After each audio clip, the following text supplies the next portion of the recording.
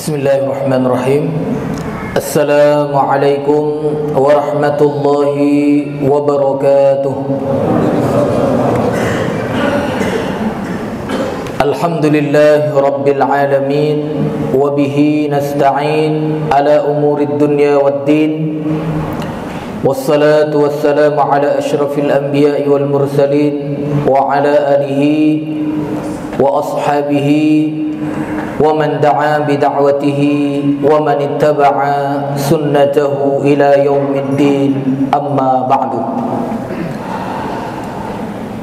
Jamaah salat isya dan salat tarawih insyaallah yang selalu dirahmati dan diberkahi hidupnya oleh Allah Ta'ala,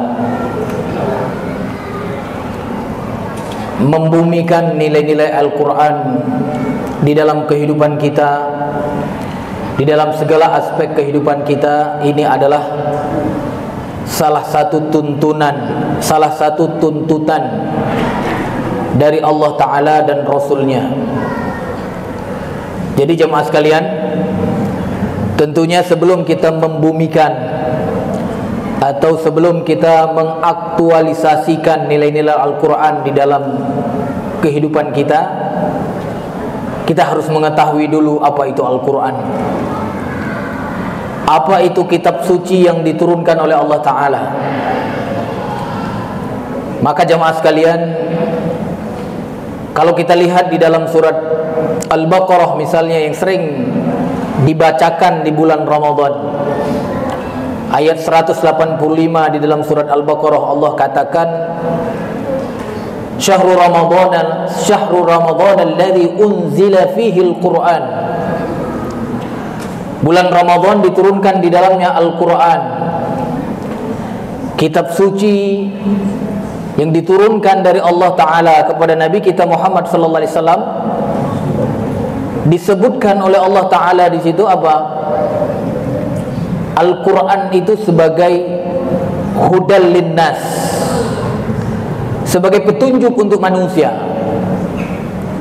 Jadi ini yang perlu diketahui oleh manusia-manusia yang hidup ya di akhir zaman, atau yang kita kenal dengan umat Nabi Muhammad. Karena memang manusia sejak diutusnya Nabi Muhammad sallallahu alaihi wasallam itu semua adalah umat Nabi Muhammad. Tidak ada lagi sekarang umat Nabi Musa, tidak ada lagi umat Nabi Isa, tidak ada lagi. Semua sejak diutusnya Nabi Muhammad itu menjadi umat Nabi Muhammad. Cuma memang ada yang menjawab atau menjawab seruan Nabi Muhammad, maka disebutlah mereka dengan umat ijabah namanya. Umat yang menjawab seruan. Nah, seperti kita semua insyaallah termasuk umat ijabah. Namun ada yang hanya sebagai objek dakwah Nabi Muhammad sallallahu alaihi wasallam. Mereka tidak beriman, tapi hari ini masih menjadi orang yang mengingkari Nabi Muhammad sallallahu alaihi wasallam dengan apa yang dibawanya. Maka mereka tidak disebut dengan ummah ijabah, tapi mereka tetap umat Nabi Muhammad. Jadi sekalian manusia, kata Allah Ta'ala, ada petunjuk yang diturunkan oleh Allah, hudal linnas. Jadi Al-Quran itu untuk semua ya manusia. Wa bayyinatin minal huda wal furqan. Ya, di dalam Al-Quran itu dijelaskan petunjuk-petunjuk kehidupan. Di dalam bernegara, di dalam berbisnis, di dalam hubungan keluarga, semua dijelaskan di dalam Al-Quran. Wa bayyinatin minal huda. Maka disebutkan oleh para ulama, Al-Quran itu adalah bagian dari hidayah. Cuma hidayah irsyad namanya, bukan hidayah taufik. Hidayah irsyad, petunjuk yang menjelaskan kebenaran, yang menjelaskan jalan yang lurus. Wal furqan, dan dia adalah sebagai pembeda antara hak dan batil. Jadi ini yang harus diketahui oleh kita umat Nabi Muhammad, umat ijabah ini, sebelum tentunya membumikan atau mengaktualisasikan nilai-nilai Al-Quran di dalam kehidupan kita. Jangan sampai kita masih meragukan status kitab suci yang diturunkan oleh Allah, khususnya Al-Quran itu, ya, sebagai petunjuk, sebagai pedoman di dalam kehidupan kita. Apalagi Allah di dalam surat Al-Baqarah di awal-awal itu sudah mengatakan, "Dzalikal kitabu la raiba fihi." Kitab suci itu, Al-Quran itu, ya, tidak ada keraguan di dalamnya. Hudan lil muttaqin, petunjuk untuk orang-orang yang bertakwa. Jadi kalau orang masih meragukan status kitab suci itu sebagai petunjuk, sebagai pengarah, maka dia tidak akan bisa mengaktualisasi nilai-nilai Al-Quran itu di dalam kehidupannya. Dan kenyataannya memang banyak hari ini orang yang masih mengatakan ayat-ayat Al-Quran itu ada yang tidak relevan lagi untuk kehidupan modern. Ini musibah, Pak. Dia meragukan akan Al-Quran yang bisa menjadi solusi untuk segala masalah. Makanya dulu ketika Rasulullah mengutus Mu'adz bin Jabal ke Yaman itu, Rasulullah tanya kepada Mu'adz bin Jabal, "Wahai Mu'adz, nanti ketika di Yaman kamu mendapati masalah di dalam bermasyarakat, kemana kamu kembali? Apa yang kamu jadikan sebagai rujukan untuk menyelesaikan masalah itu?" Maka kata Mu'adz bin Jabal, "Aku akan kembali dan melihat apa yang ada di dalam Al-Quran." Masya Allah. Ini sahabat Nabi, Pak. Karena yakin di dalam Al-Quran itu adalah solusi untuk kehidupan bermasyarakat. Di dalam masalah bisnis, masalah politik, semua kehidupan atau semua aspek kehidupan ada di dalam Al-Quran itu. Cuma memang ada masalah-masalah rinci yang tidak ada langsung di dalam Al-Quran.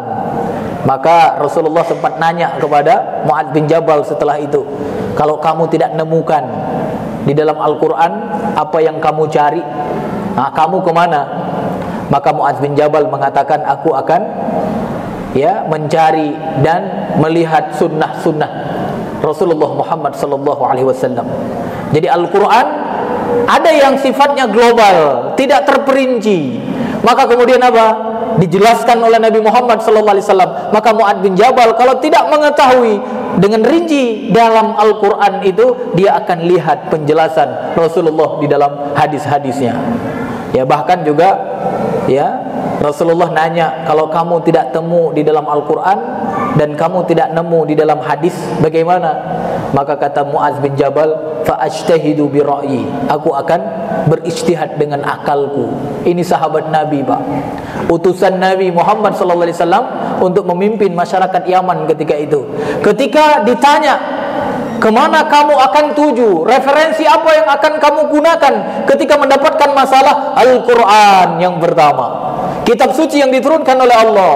Yang kedua, sunnah Nabi Muhammad SAW. Baru kemudian kalau dia tidak menemukan rincian dalam Al-Quran dan sunnah Nabi, dia berijtihad dengan akalnya. Artinya apa? Dia menggunakan akalnya untuk menemukan atau menyelesaikan permasalahan yang ada. Tentu berbeda dengan kita pada hari ini, jemaah sekalian. Banyak ketentuan yang sudah jelas di dalam Al-Quran, banyak ketentuan yang sudah jelas di dalam hadis Nabi, tapi kita mendahulukan akal kita untuk menyelesaikan masalah. Ini bedanya, Pak. Kita hari ini membelakangi kitab suci yang diturunkan oleh Allah Ta'ala. Di dalam masalah undang-undang bernegara, kita membelakangi ketentuan Allah. Di dalam menyelesaikan kasus-kasus kriminal, kita membelakangi ketentuan-ketentuan Allah. Di dalam masalah harta warisan orang tua kita misalnya dulu, kita mendahulukan ketentuan-ketentuan yang berlaku di dalam masyarakat, padahal itu membelakangi ketentuan yang sudah dijelaskan di dalam Al-Quran. Bapak Ibu yang dirahmati Allah, ini bukanlah ciri mukmin yang sejati tentunya. Karena mukmin yang sejati itu adalah orang-orang yang ketika disebut ayat-ayat Allah, disebut ayat-ayat Al-Quran, ayat-ayat suci yang diturunkan oleh Allah Ta'ala, mereka sujud, mereka tunduk langsung kepada ketentuan Allah itu. Seperti yang sering dibaca imam mungkin di dalam surat ya As-Sajadah itu di saat salat, di saat salat subuh ya. Ya, di sini hari Jumat ada baca surat As-Sajadah. Di pagi hari besok ya. Tiap subuh kan? Apa kata Allah? Innama yu'minu bi ayatina alladhina idza dzukiru biha kharru sujada wa sabbahu bihamdi rabbihim wa hum la yastakbirun. Subhanallah, Pak. Sesungguhnya hanya orang-orang yang beriman, yang benar-benar mukmin itu apa? Ketika disebutkan ayat-ayat Allah, ayat-ayat suci itu, ayat-ayat Al-Quran, mereka tersungkur mereka. Dan kemudian apa? Mereka membuang ego mereka, mereka membuang akal mereka untuk kemudian tunduk kepada ketentuan Allah. Itulah ciri mukmin sejati, Pak. Maka mudah-mudahan ya, ini menjadi keyakinan kita pada malam ini jemaah sekalian. Jangan sampai ketika kita ingin mengaktualisasi atau membumikan nilai-nilai Al-Quran, tapi kita masih ragu dengan kitab suci itu sendiri. Jangan sampai ada satu ayat, bahkan apalagi satu huruf ya, jangan sampai satu huruf pun kita ragu dari ketentuan Allah itu. Karena kalau kita ragu, berarti gugurlah rukun iman kita yang ketiga. Gugur apa, Pak? Rukun iman kita yang ketiga. Satu rukun iman itu gugur, berarti kalau kita kiaskan ke dalam rukun solat misalnya, satu rukun solat tertinggal, maka solat itu dianggap tiada. Jadi kalau ada rukun solat yang tertinggal, Pak, dan kita tidak kemudian menyempurnakan ya, maka solat itu tidak sah, Pak. Nah, rukun iman itu ada berapa? Ada 6 rukun iman. Dan diantaranya adalah iman kepada kitab yang diturunkan oleh Allah. Kalau cacat rukun iman itu, Pak, gugur iman kita. Hati-hati, Pak, hati-hati. Maka jangan sampai kita terpengaruh oleh orang-orang yang mengatakan ayat Quran itu ada yang relevan, ayat Al-Quran itu ada yang tidak relevan lagi untuk hari ini. Oleh karena itu jemaah yang dirahmati Allah, mudah-mudahan setelah kita meyakini semua ayat-ayat Quran yang diturunkan oleh Allah dengan benar, baru kemudian kita insya Allah bisa mengaktualisasikan, membumikan di dalam kehidupan kita bermasyarakat. Mudah-mudahan negara kita, para alim ulama kita nanti lebih mendahulukan ketentuan Allah daripada ketentuan manusia. Kalaupun pemimpin kita hari ini tidak mau, Pak, minimal hadirkan di dalam jiwa-jiwa kita hari ini. Hadirkan, karena kita adalah semua kaum muslimin, orang mukmin yang nanti akan berhadapan dengan Allah satu persatu, Pak. Kita tidak akan berhadapan kepada Allah Ta'ala nanti di hari kiamat dipimpin oleh pemimpin kita, tidak. Kita tidak berada di belakang pemimpin kita dan kemudian menuju Allah Ta'ala, tidak. Kita akan berhadapan dengan Allah Ta'ala satu persatu. Maka pastikan jemaah sekalian, ketika nanti kita berhadapan dengan Allah Ta'ala, tidak ada satupun ayat Al-Quran yang kita masih ragu. Tidak ada satupun ayat dan hukum-hukum yang ada dalam Al-Quran yang kita tinggalkan dan dahulukan yang lainnya. Makanya Allah katakan di dalam surat Al-Hujurat ayat 1 itu, apa kata Allah? Ya ayyuhalladzina amanu, wahai orang-orang yang beriman. Apa kata Allah, Pak? Ada yang hafal surat Al-Hujurat, Pak? Tapi yakin, Pak, isi surat Al-Hujurat ya? Yakin, Pak ya? Hafal belum, Pak ya? InsyaAllah tahun depan hafal, Pak ya? Ya, apa kata Allah di ayat 1? Ya ayyuhalladzina amanu, wahai orang-orang yang beriman, la tuqaddimu baina yadayillahi wa rasulih. Wahai orang-orang yang beriman, jangan kalian mendahului apa yang ada di sisi Allah dan Rasulnya. Jangan kalian mendahului kitab suci yang diturunkan oleh Allah dan sunnah-sunnah Nabi yang telah diajarkan oleh Nabi Muhammad kepada kita. Di dalam masalah bisnis, utamakan ketentuan Allah. Apa yang kata Allah boleh, kerjakan. Apa yang kata Allah tidak boleh, tinggalkan. Di dalam masalah apa lagi, Pak, selain bisnis? masalah termasuk yang paling tinggi saat ini harapan saya sebagai khotib, ya, di dalam masalah undang-undang yang mengatur kehidupan masyarakat, ya. Mudah-mudahan kita tidak mendahulukan ketentuan-ketentuan peninggalan Belanda dulu. Mudah-mudahan segera para ulama berkumpul untuk kemudian sepakat seperti dulu sebelum proklamasi kemerdekaan.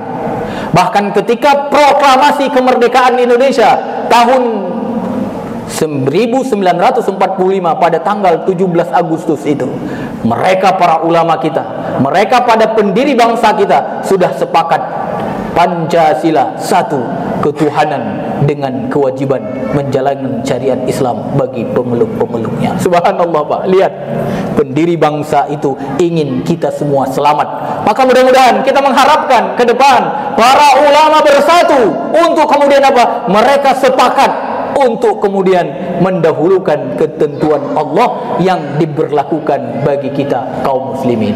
Siap apa tidak, Pak, jika ketentuan Allah diberlakukan di masyarakat kita? Siap apa tidak? Tuh masih ragu-ragu di sini nih. Atau kita tetap ridho dengan ketentuan yang lain, Pak? Atau kita ya cuek-cuek saja, Pak? Padahal yang berlaku adalah ketentuan-ketentuan selain hukum Allah. Kalau ada kasus pembunuhan misalnya hari ini, Al-Quran menawarkan apa yang ditawarkan oleh Allah, pembunuh dikisos. Yang kedua, kalau dimaafkan oleh ahli warisnya, maka dia harus bayar diat. 100 unta dia harus bayar kepada ahli waris yang telah dibunuhnya. Jika dimaafkan, baru kemudian apa? Dia tidak dibunuh dan tidak bayar diat. Tapi hari ini apa yang berlaku, Pak? Apakah hukum yang ditentukan oleh Allah? Ternyata tidak. Ada pembunuh bahkan berencana, bahkan kemudian bersama-sama membunuh manusia yang lainnya. Apa hukumannya? Hukuman hari ini minimal 20 tahun penjara, maksimal apa? Dihukum mati atau dipenjara seumur hidup. Bahkan hari ini di negara kita, orang yang sudah divonis hukuman mati masih ada percobaan 10 tahun. Artinya apa? Jika dalam 10 tahun di penjara dia berkelakuan baik, bisa jadi hukuman mati digugurkan. Ini hukum buatan manusia. Yang mana didahulukan? Apakah ketentuan Allah atau kita mengambil ketentuan yang dibuat dan disepakati oleh manusia? Maka seorang mukmin seperti disebutkan di dalam surat Al-Hujurat tadi ayat 1, la tuqaddimu baina yadayillahi wa rasulih. Seorang mukmin tidak akan pernah mendahulukan ketentuan Allah dari ketentuan manusia. Dia akan senantiasa mendahulukan ketentuan Allah dan Rasulnya. Dia akan kedepankan ketentuan Allah dan Rasulnya. Itulah mukmin sejati. Mungkin ini yang dapat saya sampaikan. Mudah-mudahan Ramadan ini menjadi yakin kita pada kitab suci yang diturunkan oleh Allah, dan kemudian kita akan terapkan, kita akan aktualisasikan, kita akan bumikan di dalam kehidupan kita bermasyarakat seperti keinginan para ulama-ulama terdahulu, pembesar-pembesar bangsa Indonesia terdahulu. Mereka ingin syariat Allah itu diwajibkan untuk kaum muslimin. Barakallahu li wa lakum fil Qur'anil azim. Wabillahi taufiq wal hidayah. Wassalamualaikum warahmatullahi wabarakatuh.